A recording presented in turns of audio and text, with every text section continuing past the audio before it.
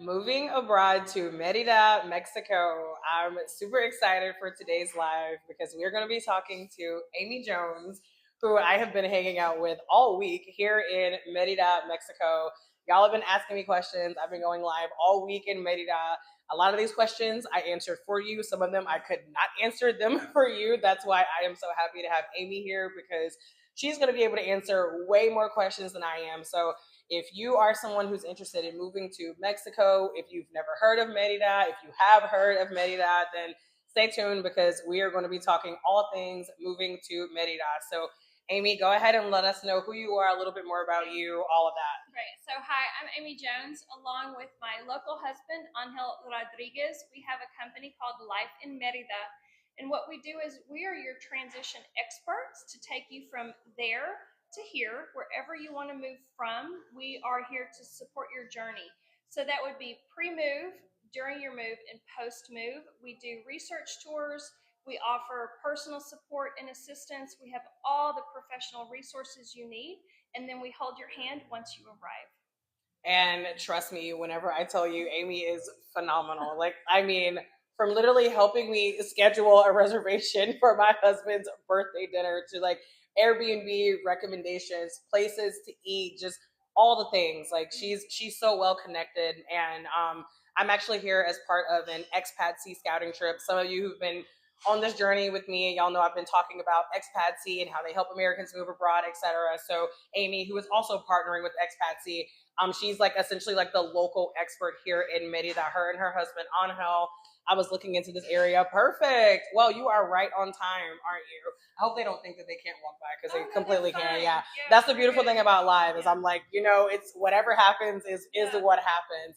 But yeah, what I really love about Expatsy is that they partner with so many different experts that are literally on the ground in these countries. So even if you are, on the my family is moving to Merida in July. Yes, that's amazing. I'm so excited. I love whenever I see people here talking about how they've already kind of like been here. The first live I did here, so many people were like, "Oh my god, I love Merida. I've been here for like 6 months," and I was like, I had never heard of Merida 6 months ago. Yeah, 6 months ago, I had never heard of it, and now like I just hear all of these amazing, amazing things. Thank you guys so much for the hearts, by the way. Please don't forget to double tap. Please like and share the live.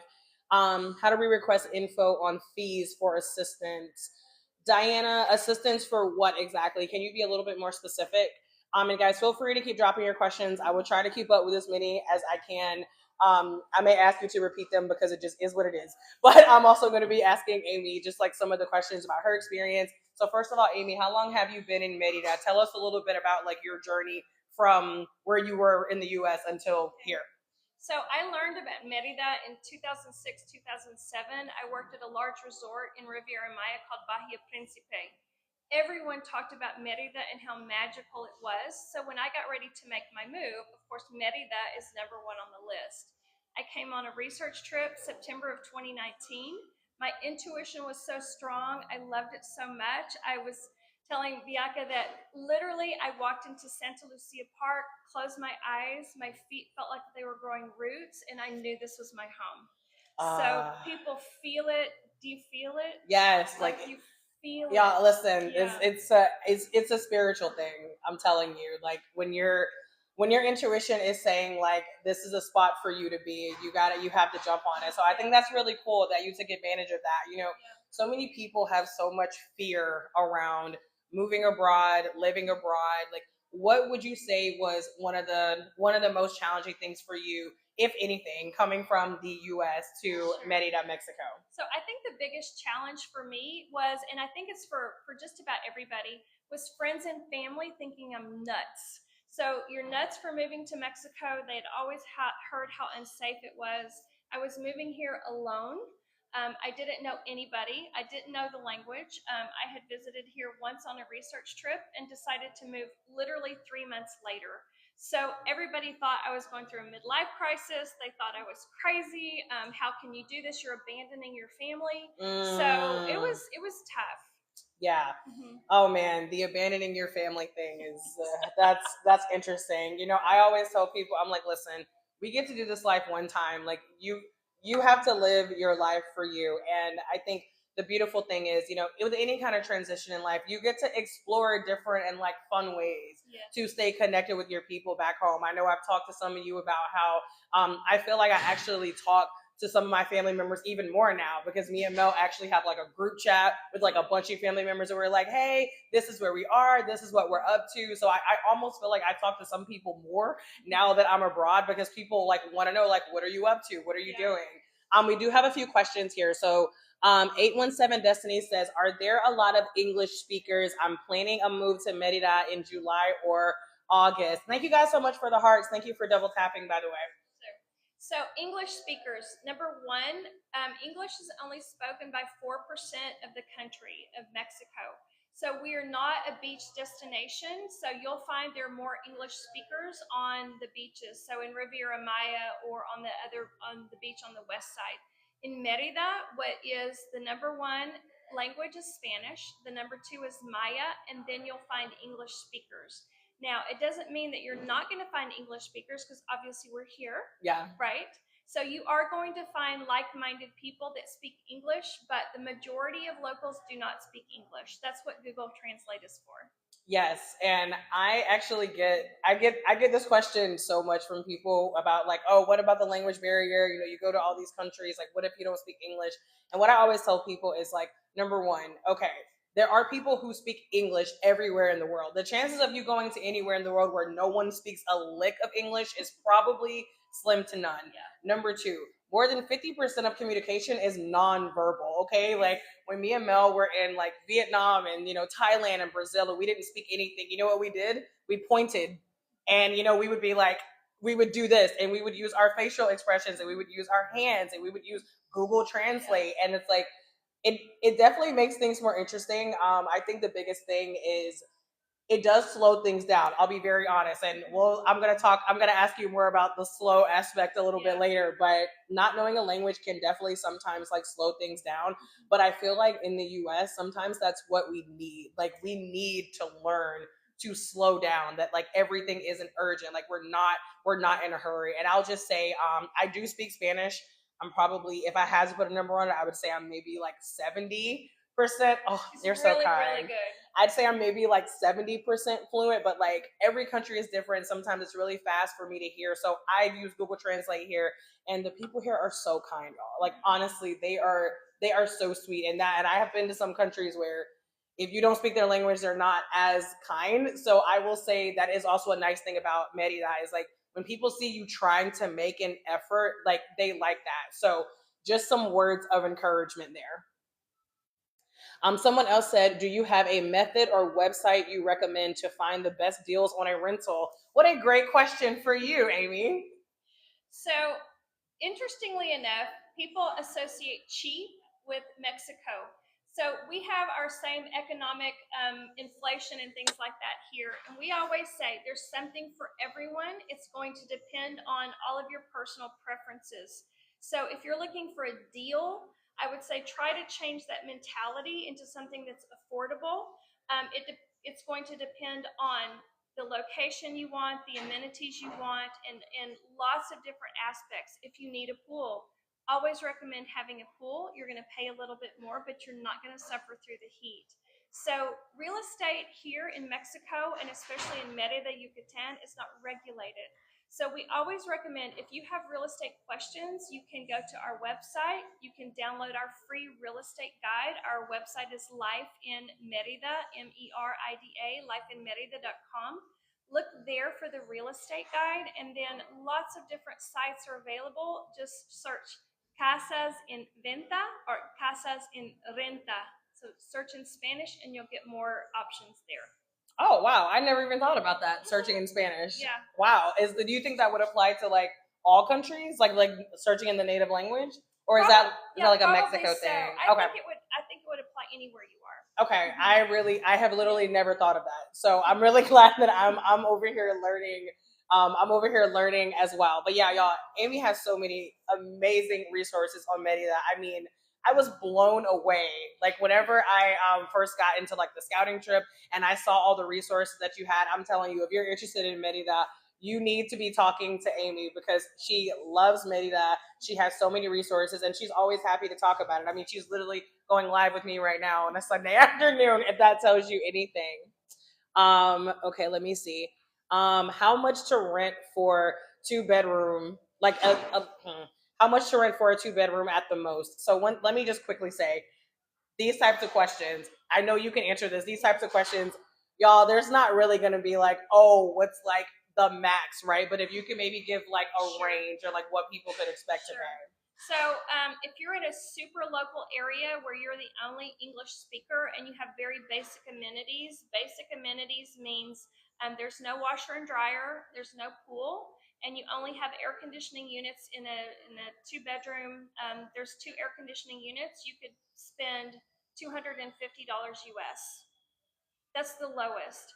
Wow. But you'll suffer in the summer and you may not have ceiling fans. You're not going to have all the creature comforts that we're used to. You may not even have hot water.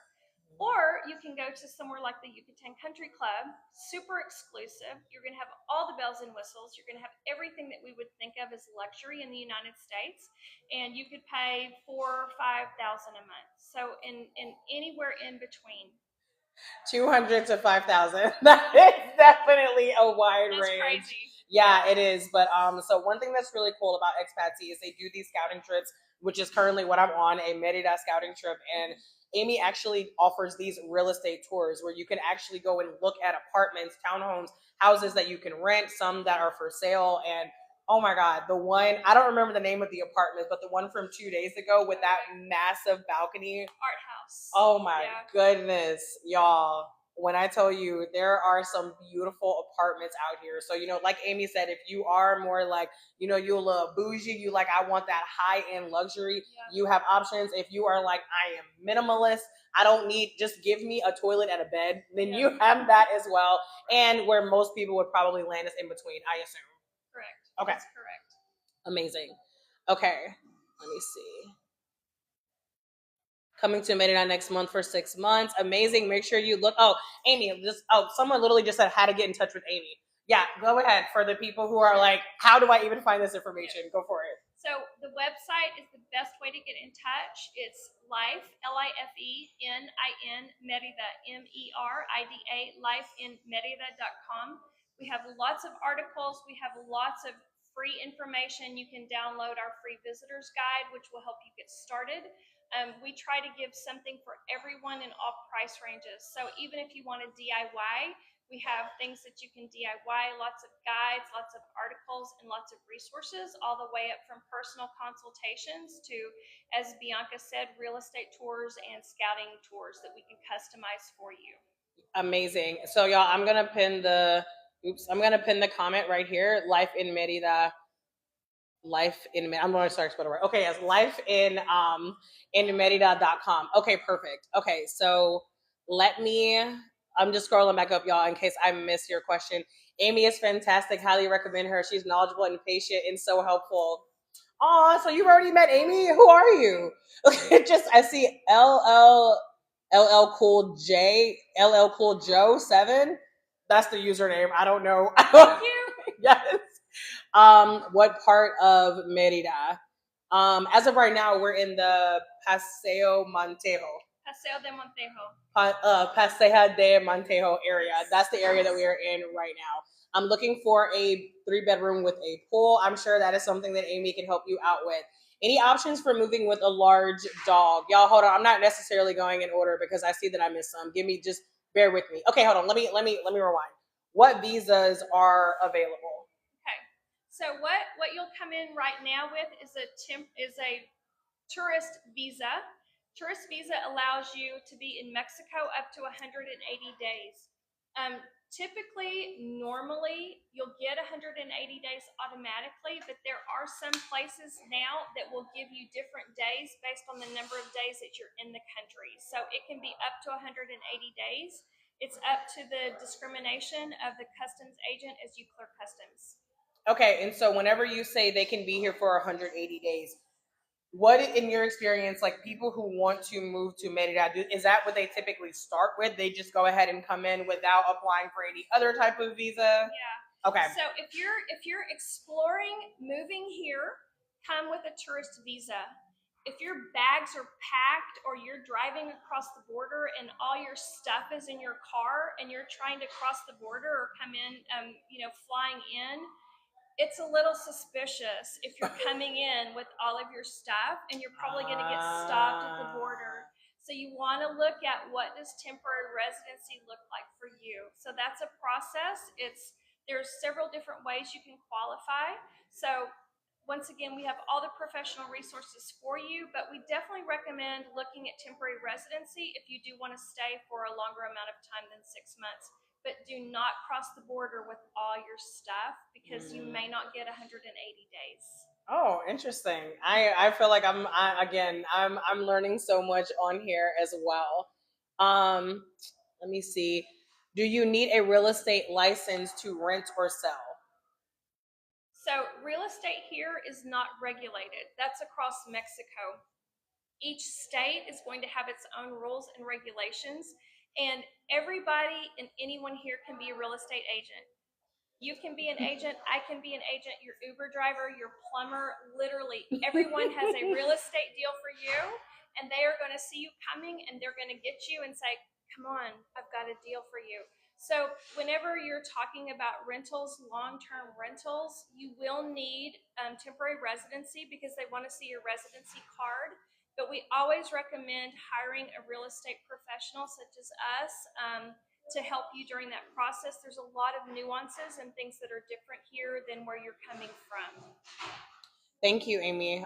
Because I know that again, like these are. I'm so glad she's here because these are the kind of questions I cannot answer. Oh, sure. I'm like, listen, y'all know I am a digital nomad. I move around. I'm like, listen, I don't know anything about a long term rental. I haven't been anywhere longer than like 2.5 months.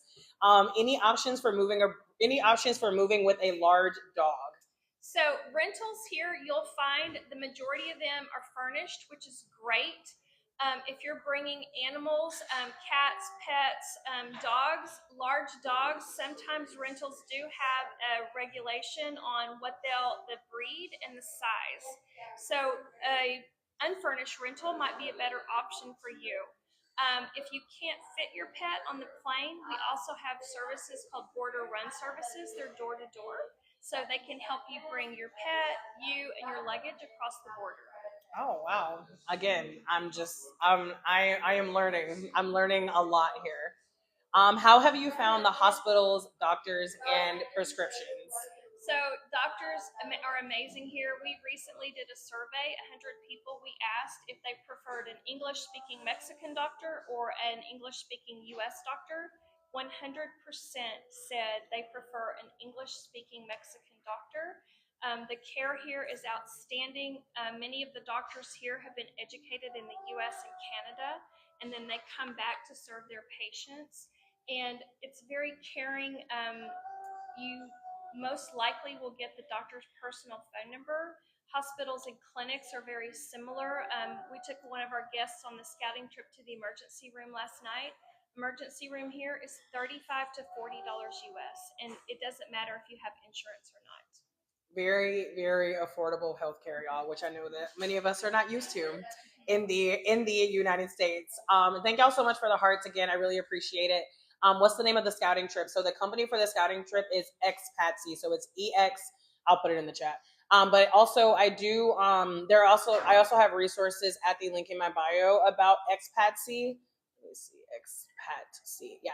So I do have resources at the link in my bio about Expatsy. They do also have a monthly membership, which I highly recommend for those of you who are serious and you want to have a community. You want to have people you can ask questions to every week, as well as discounts on a ton of move abroad resources. There is a promo code in my bio. I believe it's Bianca35, and it does get you 35% off of your first month for an Expatsy membership. But Amy, I'm sure you do your own scouting trips here, right? Like even Correct. Okay, yeah. Yes. So if you're interested in like moving abroad in general, maybe not necessarily Merida, or if you want to do a scouting trip with Expatsy here, you can do that. But if you are like, I know I want to come to Merida, then go to lifeinmerida.com. Life in Merida, right? Yes. Cool. And then you can just reach out to Amy. Yep. And can I make one more comment about that? Yeah. So Expatsy, we do two tours a year with Expatsy. One reason why it's great to do a scouting trip with Expatsy is because you're going to be with a group of people, like-minded individuals. You'll have connections that you'll make here. And some people find that Merida is not for them. So if you come and Merida is not for you, Expatsy is going to have different resources, different countries, and different locations in Mexico that you can tap into. Yeah. As well as for our personalized tours, this would be more of if you want to come with a friend or two couples or something like that, then we would customize that for you. I will say one thing to keep in mind is we do have seasonal tours here. We do not do tours over the summer. So our cutoff date is April, and then we don't start the tours again until October because it is so hot, which I'm sure Bianca will tell you, and you'll read in all the group feedback that it is hot. Yeah, for sure. Yeah, it is. It's definitely hot here. What I will say, one thing that I appreciate about Merida at this time of year is that even though it gets really hot in like the afternoons, like y'all in the mornings, like I'm an early bird. Y'all know I be up. Okay, I be up with the sun, and it's always so beautiful in the mornings. The weather is so nice. So I believe Amy recommends like between 10 and 4. Correct. Those are normally the hours to maybe stay inside. But that well, you tell me, what months would you say this applies to, when it's like still cooler in the mornings and the evenings? So really, like November through, I would say March, maybe mid to late March, is going to be a better climate. The temperatures will be a little lower. It's going to be a little cooler in the morning, a little cooler in the evening. So those are the months that most people come. Kind of that snowbird season is what we call it, to avoid the heat. Okay. Is Amy a realtor? Yes, right? So realtor. No? So realtor is a term in the United States. We use real estate agent here, and yes, I am. So I was a realtor in Texas for 25 years, and I also sold real estate in Riviera Maya. So yes, my husband and I are real estate agents here. Amazing. Yeah, y'all, again, all things Merida. Amy is your girl. Like, y'all know, if I'm putting you on, you know that, like, I'm not putting you on to anything that I am not vetting, okay? So if I tell you, like, she's your go-to, she is your go-to, okay? We thought we were only going to be here for a week. We're already looking to stay for at least another week, just because I have fallen in love with Merida. I mean, if Amy doesn't make you fall in love with Merida, listen, it's you. It's not Merida, okay? It's you. I'm going to just say that. Are there any jobs for a therapist? So let's talk about jobs really quickly. First, I'm going to say it's a lot easier to work, earn US dollars, and spend pesos. The pay scale here is literally a fraction of what you are going to make in the United States. There's also a law against hiring foreigners. So only 10% of foreigners can work legally here. So when you get a job, or if you're able to get a job, you'll need a work permit, number one. And then number two, the company that you work for, you'll be required to train a local to take your job. So even if you do get a job, there's not job stability. If you're thinking about something like therapy, definitely look for an online job, remote job, because that's going to be your best bet once you get here. So even with my work permit in our company, I had to be married to a Mexican to get a work permit. He had to sponsor me, and so it was a long, expensive process for me to be able to get a work permit here. Thank you, Amy, because honestly, this is a question that I get so much. I just want to for me to be able to get a work permit here. Thank you, Amy, because honestly, this is a question that I get so much. I just want to see if I can make this bright. Okay, that's better. Okay. That's probably the number one question I get. Working abroad, making money abroad, how am I going to fund this life? Y'all, for those of you who've been following me, y'all know I'm constantly telling y'all it is 2025. Okay? Make money online. Yes. Make money online.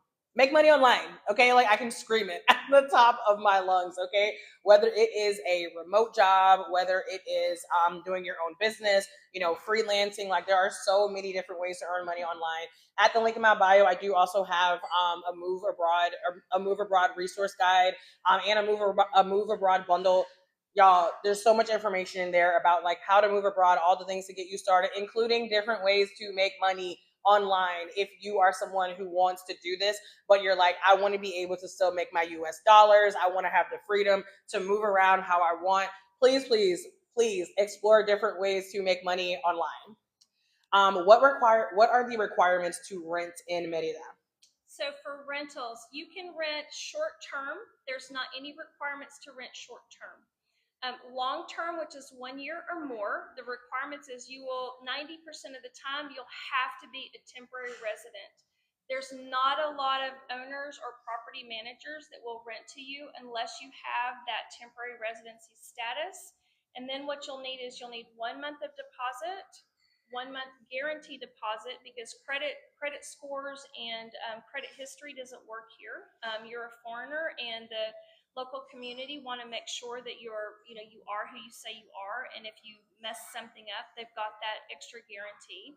So really 2 months rent, 1 month rent, 2 months of deposit, and then you'll pay a contract fee as well to make the contract legal.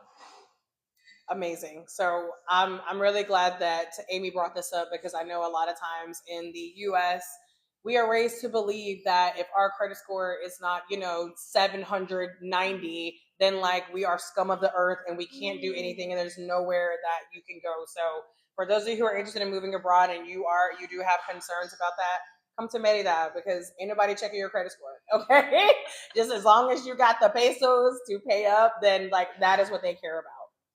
Um, I'm in I'm in Phoenix, and Mexico consulate won't reply to emails to schedule an interview for TRV. That might be out of our scope. Okay. Or do you? So I can respond to that. So Okay. right now, as you can imagine, there are a lot of people applying for temporary resident visas. So that's TRV. If you can't get a response at your nearest consulate, go out of the area to see what consulate is taking appointments. Right now, they are handling so many requests that the closest one may not be the best one. I'm from Texas, and I never could get an appointment at any of the Texas consulates. So I got my residency through the regularization program, which is a different thing. So just because and you're learning. So the residency process gives you the perfect example of how inconsistent. There's no rules, there's no regulations, things are suggestions. So going through the residency process really does give you kind of like an internal view into what life in Merida or life in Mexico is going to be like. So just because they tell you no, keep trying. Just because you can't find an appointment, try another consulate. Each consulate is going to have different rules and regulations. Just keep trying. Yeah. And I think this is like a great time to pivot into telling us a little bit more about the culture in Merida. So let's talk about how in the US, as I mentioned earlier, we like to be in a hurry. We like to have things right now. We like to have them yesterday. And I know that just like listening to Amy talk about the culture in Merida has given me a completely different perspective. So tell us a little bit about some realistic expectations we should set. And as far as like who should not come here, right? Let's just get it. Like if you are someone who is looking for ABC, Merida is not the place for you. Let us know, Amy. Okay, sure. So this is the down and dirty. Sometimes I'm a little too honest. But I tell it never like it on is. Here. We're never. If you're in here, you already know what's up. So all good. So here's the thing. If you're coming here with the expectation things are going to be like where you're from, it's not going to work for you. If you're coming here expecting consistent anything, it's not for you. If you want someone to bend to your changes with restaurant menu items, this is not for you. You have to adjust to the culture. The culture is not going to adjust to you.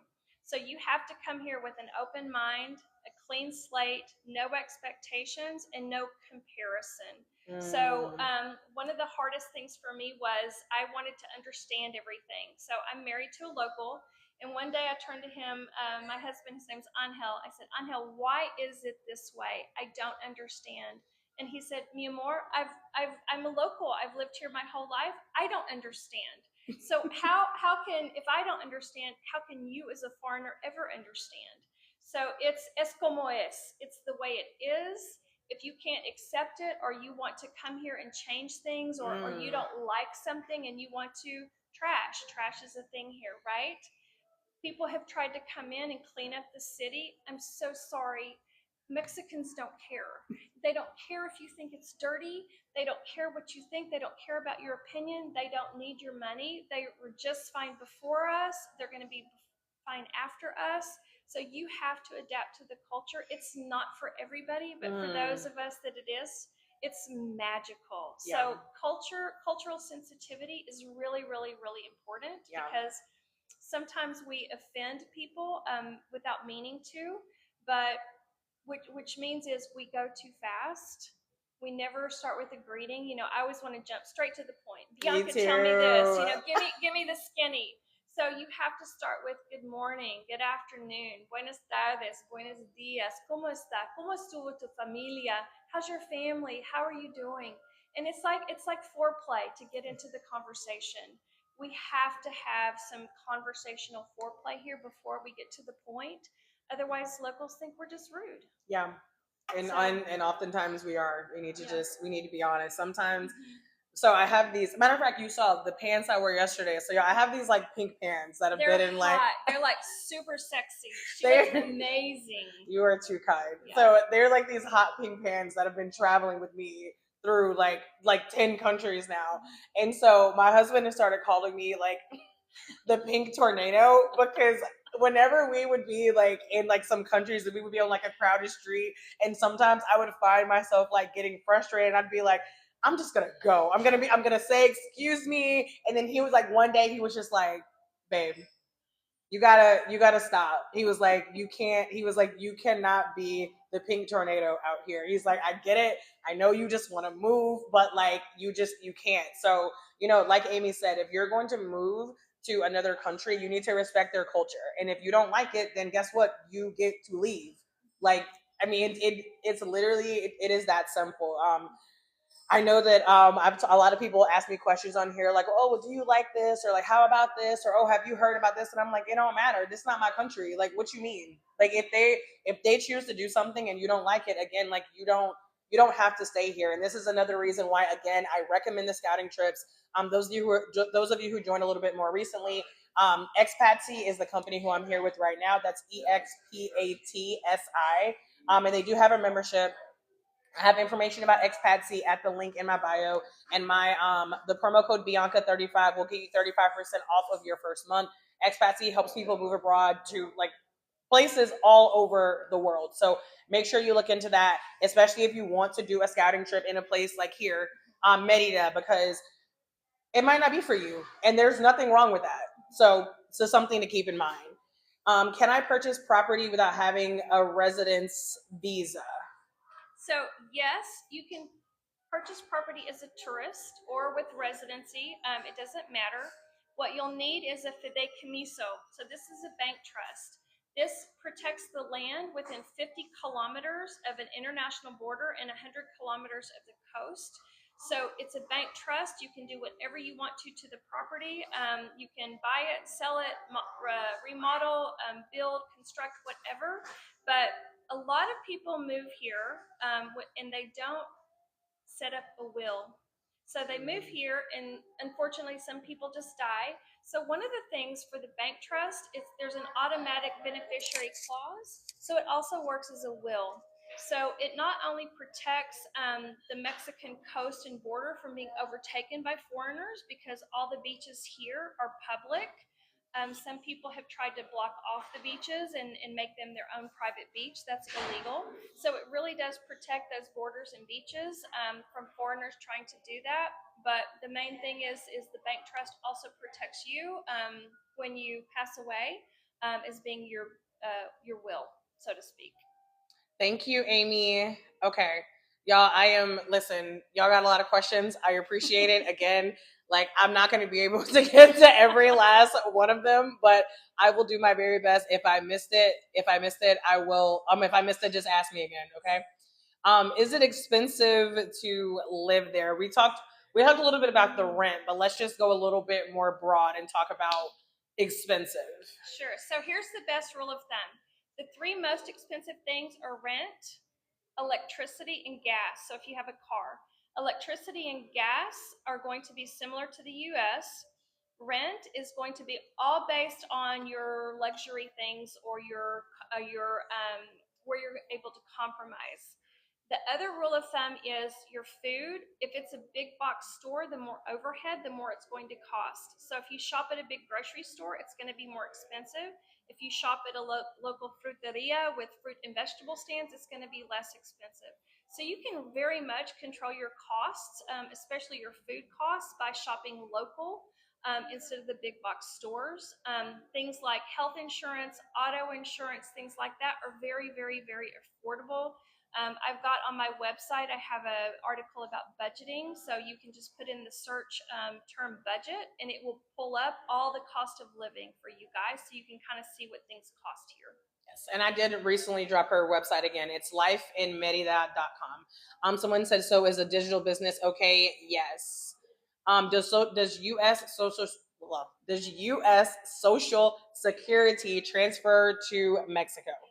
So yes, so what happens is depending on your status, your residency status, you may have to have a proof of life letter once a year that you have to mail from the U.S. To Social Security to say that you're still alive. So yes, your Social Security benefits, if you do have a local bank, some do accept those deposits, but banking is a whole different animal. So if you have banking questions, again, you can go on the website, type in bank, and many of those questions will be answered there. And how do you find rentals online? How do you find rentals online? Good luck with that. I can't even find rentals online. So, unfortunately, there's a lot of bait and switch here. So, what you see, it may be just something that someone's copied from someone else's website. Unfortunately, there's a lot of scams. Finding a rental online is going to be extremely hard because you don't know if it's a real rental, if it's not a real rental. One house can be listed by multiple agents at different prices. So if you do find something online, I would just proceed with caution. Vet the person listing it, vet the location, vet everything else about it. I think it's our human nature to want to search ourselves, but this is an area where you really do need professional assistance. And like I was telling the group, we're not for everyone. We're not everyone's cup of tea. So if you decide to hire us, great. If you don't decide to hire us, there's 9.5 hundred thousand other people here ready to help you. So again, we're a city of 1.4 million, and 950,000 are real estate agents. And I want to quickly also talk about rentals because one thing that I heard Amy speaking to someone else who was on the scouting trip about that I really loved is talking about how whenever we are moving abroad, whenever we are considering moving abroad, it it's very natural for us to want to get to a place, be like, this is my house, I live here, I'm putting it down, like this is it. However, and listen, take it from someone who has been in probably 20 apartments in the last year. What I really love about the advice that I heard you giving is don't be in such a hurry to get settled if you are wanting this as a permanent or even semi-permanent place. Like, get here and be willing to do some short-term rentals. Like, be willing to try out different areas. And I'll let you kind of continue that thought. Yeah, so it is natural to nest. We want to unpack our bags. We want to settle in. We want to, explore around our neighborhood. That's the worst thing you can do. What you need to do is you need to try different places in the city. Definitely start out in Centro. It's the heartbeat of the city. It's where everyone falls in love, or not. Merida's not for everyone. But just because you're in Centro doesn't mean that you're in a general area. There's lots of different neighborhoods in Centro. Each has their own vibe, their own streets, their own houses, their own, things that, you may want to be around an OXXO, for example, which is a local convenience store. Or you may want to be next to a tortilleria, or you may want to be close to a cantina. Who knows? So you need to try several different neighborhoods before you actually settle down. We recommend renting a minimum of a year in different places around the city, and you may find out Centro isn't for you. A year? Yeah, oh, a year. Interesting. Yeah, a year. Listen, I fully support it because me and Mel were only in Colombia for 2.5 months last year, and the first month we were in at least 4 different Airbnbs. And what's so beautiful about that is we discovered a neighborhood in Medellin called Envigado, and that's where we fell in love. We were like, okay, because everyone's like Laureles or Poblado, and like Poblado for us was just very overpriced, very touristy. Like it wasn't what we wanted. Laureles was okay, but it was similar, and then Envigado ended up being this like hidden gem. It was very local, a lot of like Menu del Dias, like I was telling you, like place little local spots where we could walk and have delicious lunch for like $4. But we never would have discovered Envigado if we had just been like, okay, we're gonna be in Colombia for 2 months, we're gonna book this Airbnb and that's it. So like the more neighborhoods you stay in, the more you can understand the whole city, which I think is also cool because you get to see like different like little mini cultures in each part of the city, but also you get to understand what's most important to you with where you want to live long term. I feel like these days me and Mel can write a book on what we need in a place to stay because we've stayed in so many different places. So now we know that we know what's not what we know what's like non-negotiable for us. Someone asked about the best language learning apps. Thank you guys so much for double tapping. I appreciate the hearts. So best language learning apps, I think most popular is Duolingo.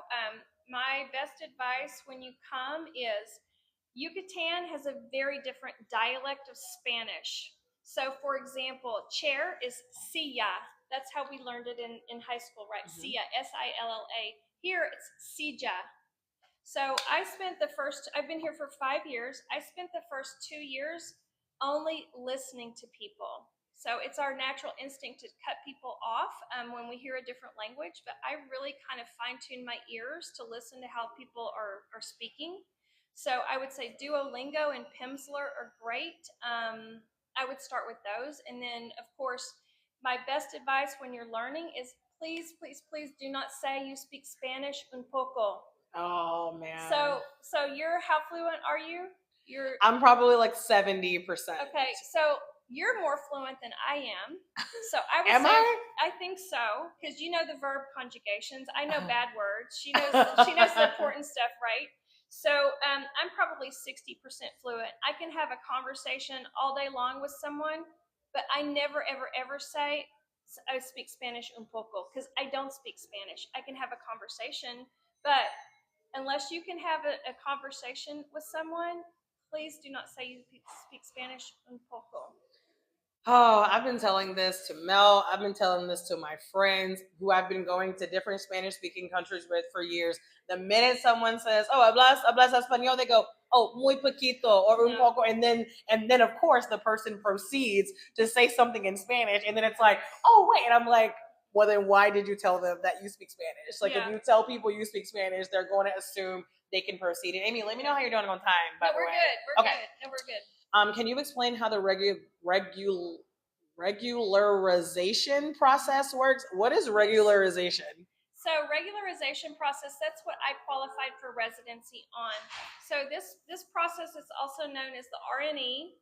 It was started after COVID when many of us got trapped here when we couldn't travel, enter, and exit the country. So right now, do not quote me on this, I'm just going to generalize.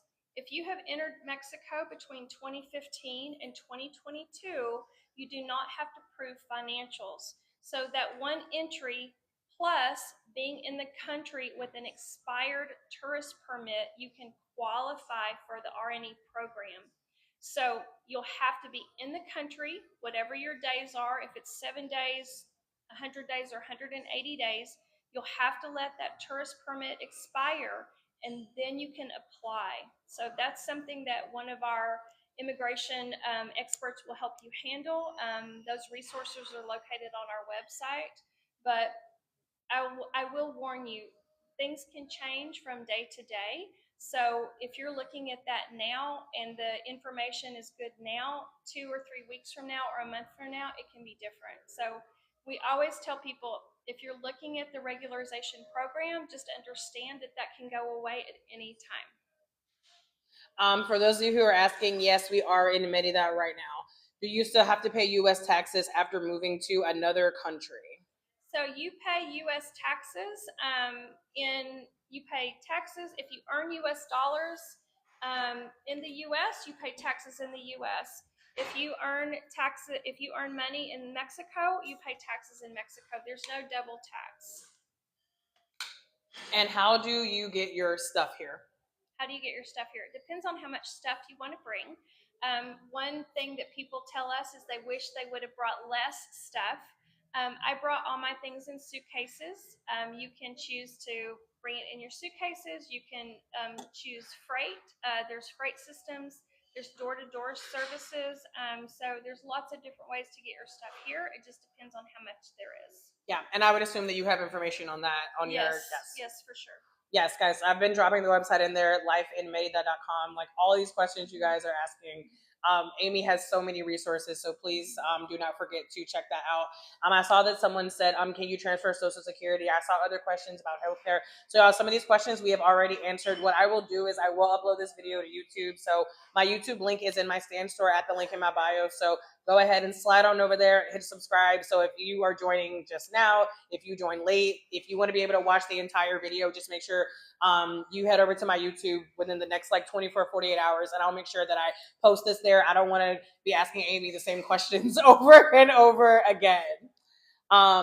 So I'm not going to lie, Amy, I don't like this question, but I'm going to ask you because I'm curious about what your answer would be. So someone says, what are the steps to moving abroad? So if somebody was going to move to Merida and you had to put it in 3 to 5 steps, sure, what would you say those steps are? Sure. So number one, come on a research trip. You need at least 10 days. This is not a long weekend. This is not, do not do any kind of tourism while you're here. It needs to be very focused. You need to look at real estate. You need to create a budget. You need to go to a grocery store. You need to have a list of things that are your needs, wants, and deal breakers. You also need to look at if this is a good location for you. How easy is it to get in and out of the country and out of Merida? Then, after your research trip, let's say it is for you, then you need to see if you qualify for residency. If you can qualify for residency, great. If you can't, then no harm, no foul. You know that up front. Once you qualify for residency, that's when your time clock starts and when you can kind of start making plans for your move. So it's actually pretty simple. Yeah, people don't like to hear that moving abroad is simple. We want we want everything to be complicated. Yeah. We want everything to be over the top. I've been telling y'all, I don't know how long, that leaving the country was easier for me. I've literally lived in an apartment where I moved across the hallway, not across the street, across the hallway. That was more of a pain in the ass than it was for me to move abroad. I feel like moving abroad puts you in a completely different mindset. Like I really do feel like there is something so peaceful, spiritual about it because you are shedding, like you're stepping into a new life. I feel like what makes moving abroad hard is whenever you are trying to take everything from the US to your new place. I hate to say it, but it's you.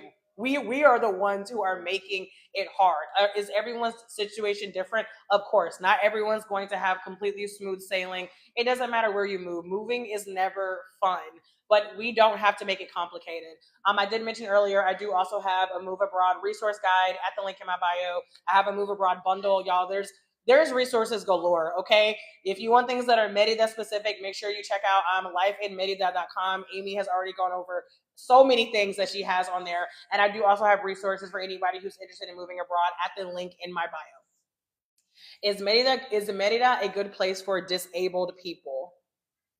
So honestly, no, it's not. Our sidewalks are super crazy here in the center of the city.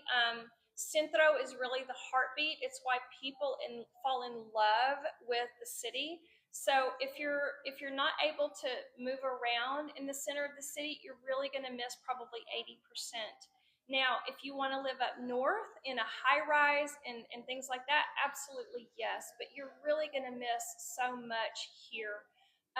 Unfortunately, we also don't have a lot of standardized processes. So, for example, like if you need a special bathroom, a special ramp, if you need grab bars and things like that, those are also not standardized across the restaurants or houses or hotels or anything like that either, unfortunately. No, we appreciate the honesty. I saw there were some comments in here like, oh, they are glorifying it, There's always going to be people who are going to talk shit. Excuse my French. No. But it is what it is. And if you, for those of you who watch the whole video, you will know we are not glorifying it. We are telling the good, the bad, and the ugly of all of it. I get this question a lot as well. I don't love it, but I will ask you. And if you don't love it either, we can be like, okay. How much money do I need to save up? So that's going to depend on how you want to live. If you want to live your current U.S. lifestyle, then that's your budget. If you think that you can cut down and live a more local lifestyle, I'm going to tell you from my perspective. Here's the cold hard facts. My husband wanted to live in a very local neighborhood a couple of years after I moved here. I was not ready. I still wanted my granite countertops. I still needed a big closet. I still needed a garage door opener. So all of those things cost money, and I wanted something new and modern and more like what I was used to. I wasn't ready for the local neighborhood. The new and modern cost more money. Yeah. The local costs less money. So really, it's all going to depend on until you get here and experience it for yourself. That's a really, really hard question to answer because literally there is something for everyone here. We just showed properties in Centro, studio apartments, 475 US a month. Super cute. It's a studio, but you can still live within half a block of the gastronomy corridor, which is one of the most popular areas in the city. So you can live where you want to live, but you're going to live in a small place. So for some people, that's great. For other people, they need space. Yeah. Storage is not a thing here. You may need a big closet. I wanted a big closet. So our new modern house had big closets. The local house we're in now, there's no closets. So it's a trade-off. Did you say no closets? No closets. No closets. So I had to order one of those metal, like do-it-yourself put together, wardrobes. So that's my closet. It's all open. It's in my room, and it just sits on the floor on one side of my bedroom. Okay, yeah, no closets. And as I just saw something fly by, talk to us about the two dangers of Merida that you have warned us about. So number one is the heat. Super, super, super intense. We are close to the Tropic of Cancer, so it literally feels like you're under the broiler in the summer. And I'm going to add a third one. Okay. Second one is mosquitoes. Mosquitoes are a thing here. No CMs. I think they love both of us, don't they? Yes. And so they, I think for both of us, we put on all of this mosquito spray, and the mosquito will find the one little like penny-sized dot, like right by your bra strap. They'll just be like, "Oh, there's no DEET there." So mosquitoes, dengue fever during tropical storm season between May and September is a thing. So you have to really be sure you wear a lot of mosquito spray at that time. And then the other one is the sidewalks. Do you want to talk about the sidewalks? I don't think so. If you did, I missed it. Mosquitoes and sidewalks. Sidewalks. I know more people that have broken their kneecaps on the sidewalks in Centro because they were multitasking, looking down at their phone, or they got distracted. So sidewalks. That's the third one. Oh wow. I'm glad because I'm not glad people broke their kneecaps. I'm glad that I asked because I did not hear about the sidewalks. But it's funny that you mentioned the multitasking because I know that Expatsy is owned by Amy and Brett, and I was like riding Jen and Brett. Sorry. I was riding with Brett because they actually drove here, and I was asking him about how he felt about like driving here, and he was saying like no multitasking. Like, and obviously you should never text and drive regardless of where you are.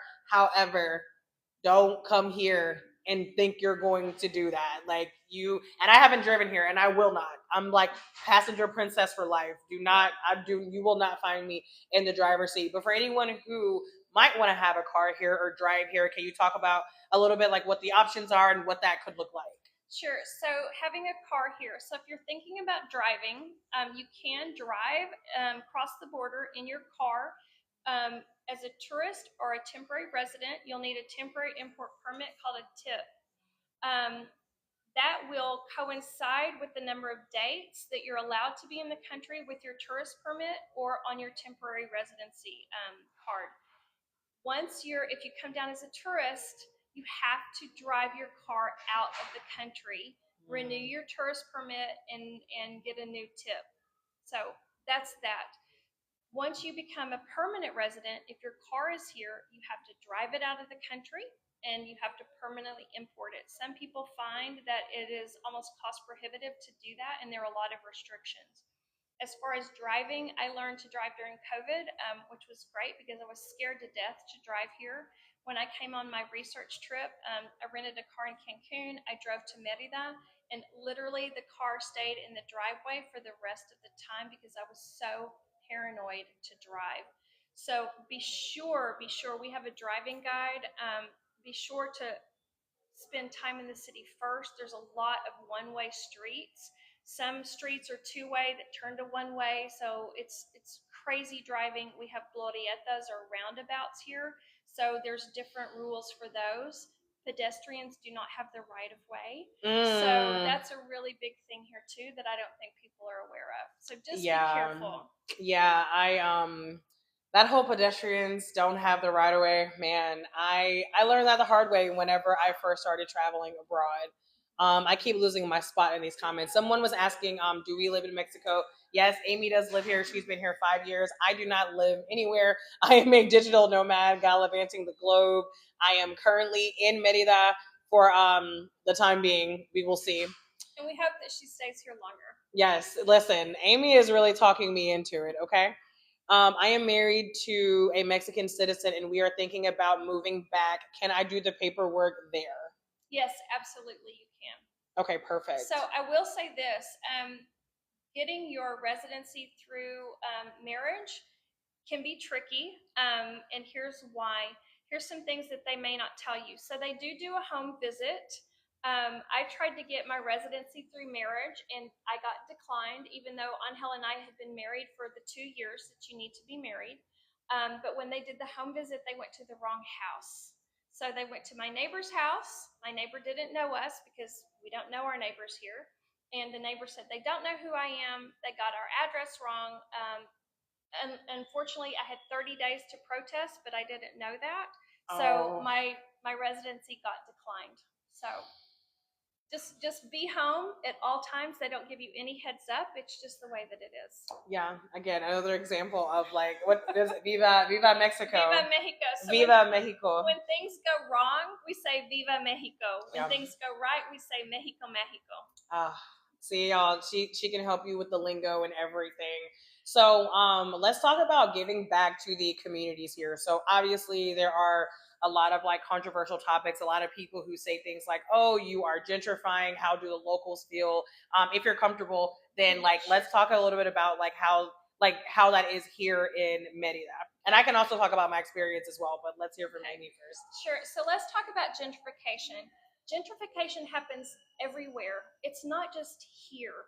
So gentrification, what is that really? It's a resurgence or rejuvenation of any downtown area.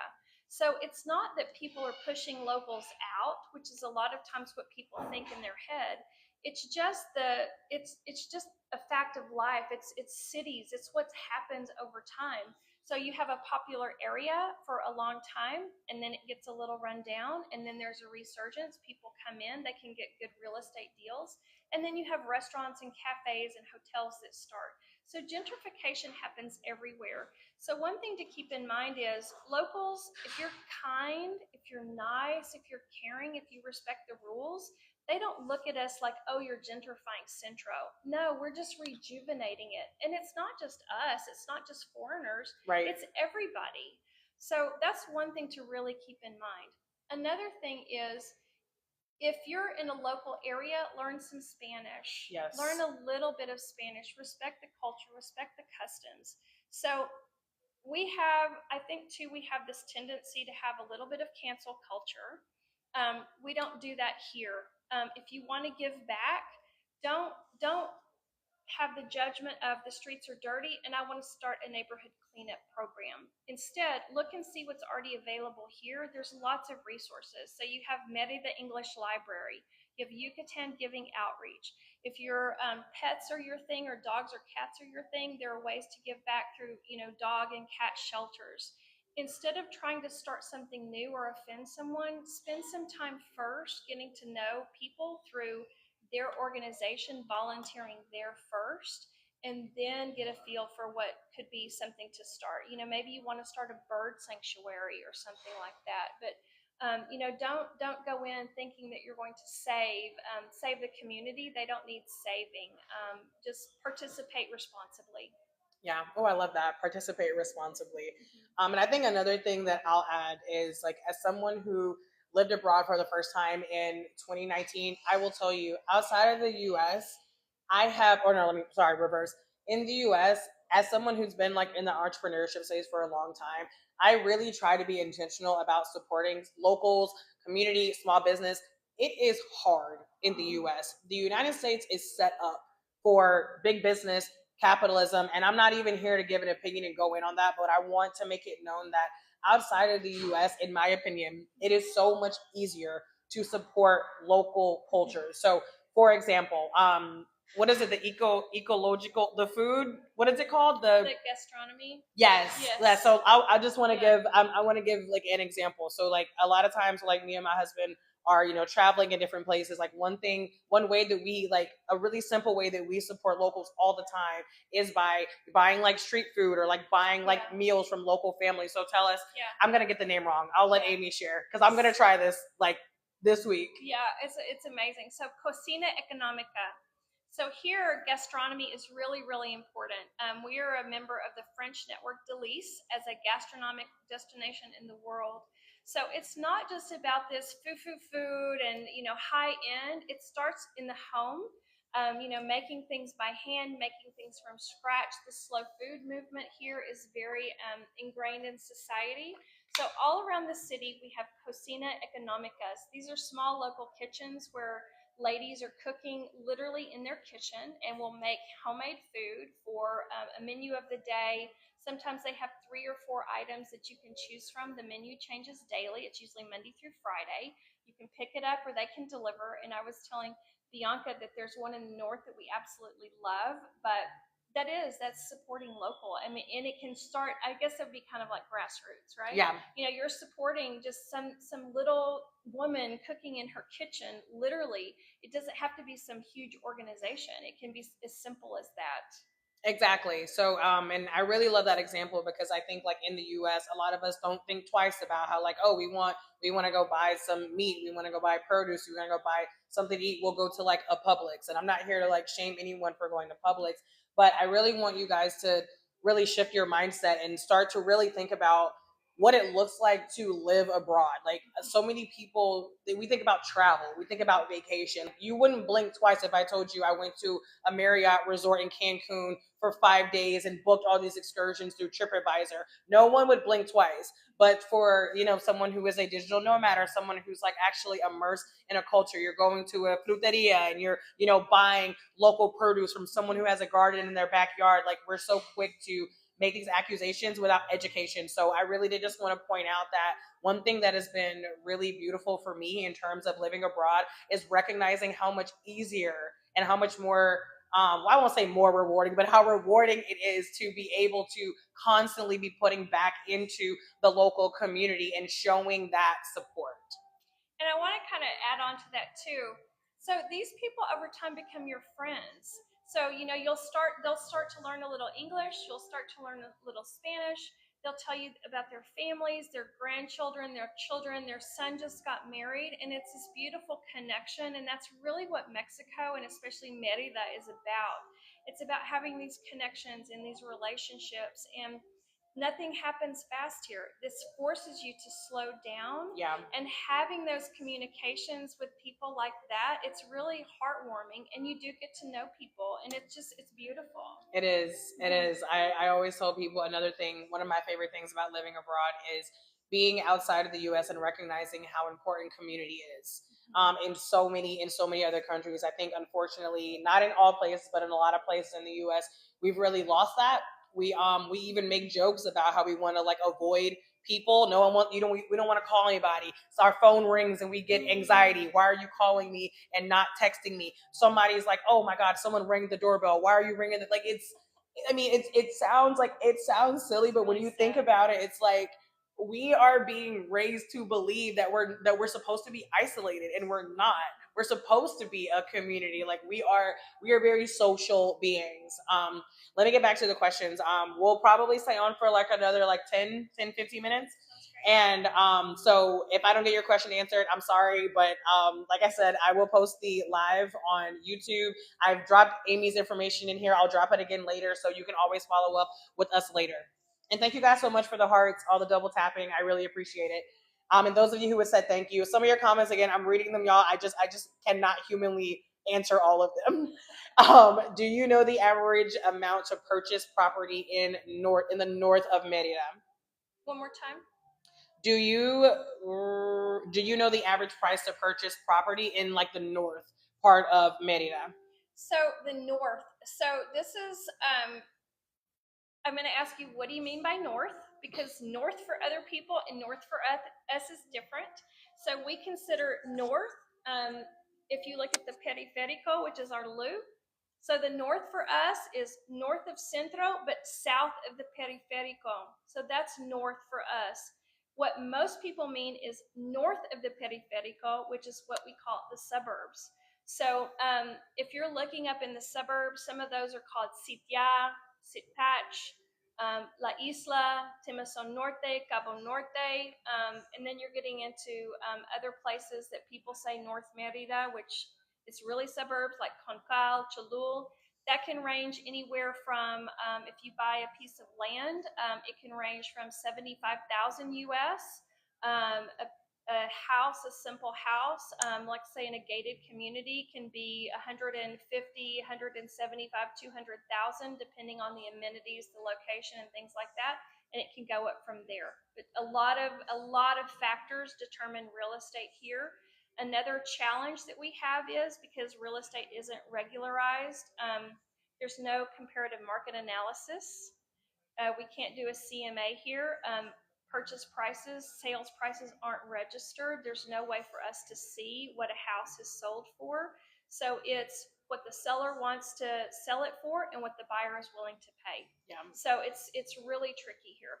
Oh, and speaking of, let's talk about negotiating here in Merida, because I learned so much, y'all. So negotiating here is a bad word. We do not negotiate here. I think that's one of the most commonly, people get very excited about going to Mexico and negotiating because it's a thing. Not here. Here it's considered very disrespectful to negotiate. The only time you can negotiate is if you're buying multiple products. So let's say you're going to buy 20 different bags from a vendor. And the price is 10 pesos per bag, that would be 200. You might negotiate him down to 180 pesos. But it's considered very inconsiderate and rude here to negotiate. Do not negotiate here. Yeah. Even with real estate, negotiating is really not a thing here. Yeah, y'all see the importance of learning the culture. I had to learn this because travel has actually made me a negotiator. And I was telling Amy that, in a lot of places that I've been to where I've negotiated things, I remember when I was in Thailand, and I was like reaching out to like Airbnb hosts, and when I would negotiate, like people would they would like either not respond to me, or when I tell you, they would like shut me down immediately. And I'm just being very humble to admit that like it didn't really dawn on me that like this could be a cultural no for them, right? Like this could have been me just being ignorant and not knowing. So please make sure that you do your research. Does Merida have an accredited high school? So accredited. If you're talking about like college, accredited for international college, yes, there is one, and I think maybe two. That would be considered like an international, like an IBS school. So yes, there is one here. Okay. Do you need an attorney to move to Merida?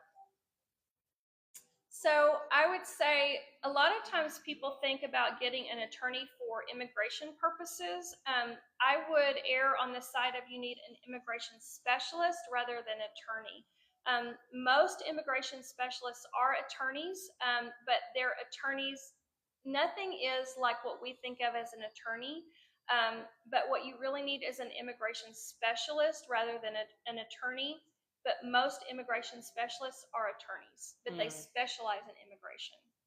Okay. Did you apply for an international driver's license? Do you drive here? I do. Okay, yeah. Oh, yes, that's right. I do. remember you in Angel. Yeah. Yeah, I drive defensively, and Angel, my husband, is a Mexican driver to the core, and I drive him nuts when I drive. So, international driver's license, no. I don't have an international driver's license, but I did get a state of Yucatan driver's license. You can drive here with your driver's license from the US or another country as long as it's not expired. It's not necessary to have an international driver's license here, even to rent a car. As long as your license is not expired, you can drive here. Oh, that's good to know. How are you treated as a foreigner? So I will just let you know now, because I know I get this question a lot, especially like as a black woman. I will always tell you guys, the most prejudice I've ever experienced is in the United States of America, and I have traveled to 24 countries outside of the U.S. But one thing that Mel and I have noticed here in Merida is that the locals are so kind. Like they want to help. They are so friendly. Like we have not had any issues whatsoever. And y'all let you share your experience as well. Yeah. So this is a I'm going to call it a really controversial topic right now. There are a lot of very disrespectful people in the expat community, extranjero community happening right now, and they're not respecting local customs, laws, and regulations. So if you're respectful, if you stay in your lane, if you don't try to force your mindset or your ideas on the locals, everything's fine. So there's no discrimination until you do a cultural no-no or you're considered aggressive or rude. Everybody is just one big happy family. What's really interesting that I've noticed is when I walk into, let's say, a restaurant, I can immediately tell if the host or hostess does not speak English by the way that they look at me. They'll get this kind of like look on their face, like they get very nervous because they don't know English. So as I approach them, I will always definitely, greet them in Spanish and then say some kind of other little term like, how are you? Like, ¿cómo estás? Or, ¿cómo estuvo tu noche? How was your night? And that immediately breaks the ice, letting them know that I speak Spanish, I can communicate with them, and it really takes the pressure off of them as well. I love that. And this is really, I know there's some questions about like how to be respectful to the community, how to get back to the locals. I think doing these things that seem small to us, they really they go a long way. Like instead of walking and being like, hi, or good morning, saying hola, buenos dias, buenas tardes, like you just doing small things like that, I believe really makes a difference. I see someone else said, are you guys both fluent in Spanish? I think fluent is not even I mean, what does that even mean? I don't know if there's an actual bar. We can both converse. We can both talk to people in Spanish all day, every day. Are we expert Spanish speakers? I mean, I am not. I will speak for myself. No. I mean, yeah, just no. But we both speak Spanish. I will say that. And I'll say what's different about us is our accent. So you and I both work really hard on having a Spanish accent. Yeah. We don't say buenos dias or como estás or Merida. Yeah, or Merida, or even things like tengo un buena noche. So seriously, horrible. It's horrible. Flan. Yes. So we work really hard on having a Spanish accent, very hard. So one way to also disrespect is not getting into that ear, that space of where you hear the accent and trying to duplicate that. So that can be a cultural no-no as well, because it's just, or expecting someone to translate your bad Spanish, right? Yeah. Yes. So if you mispronounce a word in Spanish, don't expect someone to translate your bad Spanish. Yeah.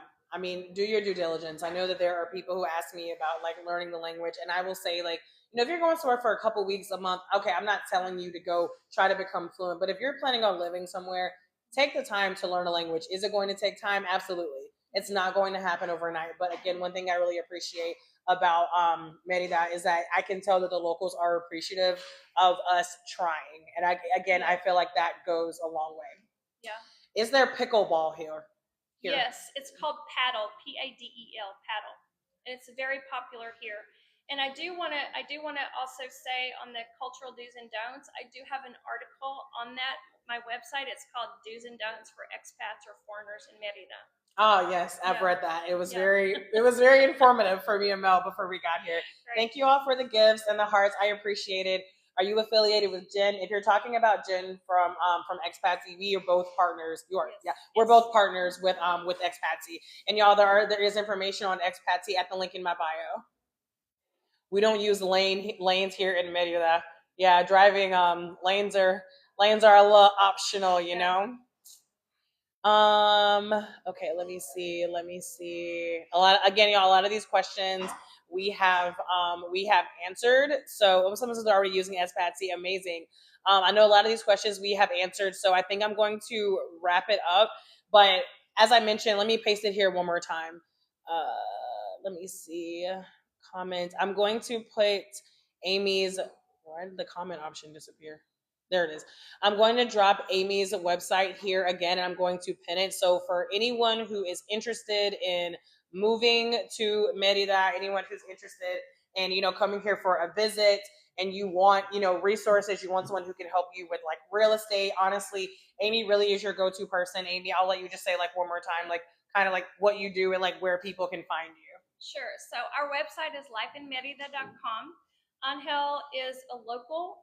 He's from Tabasco, so he's not Yucateco, but he has been here for 31 years.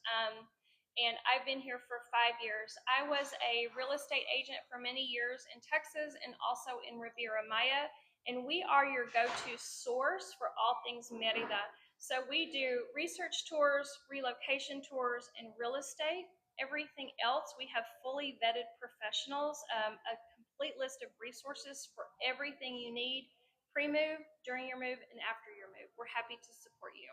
Yes, honestly, guys, she's amazing. You said I can't see the pin. It is okay. I'll pin it one more time. TikTok only lets me pin for like 60 seconds, and then like it's gone. And I feel like that 60 seconds always goes by so quickly. But yeah, so her website is lifeinmerida.com. Like I said, I will put this video on YouTube for those of you who were not able to watch the full thing. We have answered so many Merida questions on here today. You can reach out to Amy at lifeinmerida.com. I do also have resources for how to move abroad at the link in my bio. Thank you all so much for joining. And yeah, we will catch y'all next time. Thank you. Bye. Bye.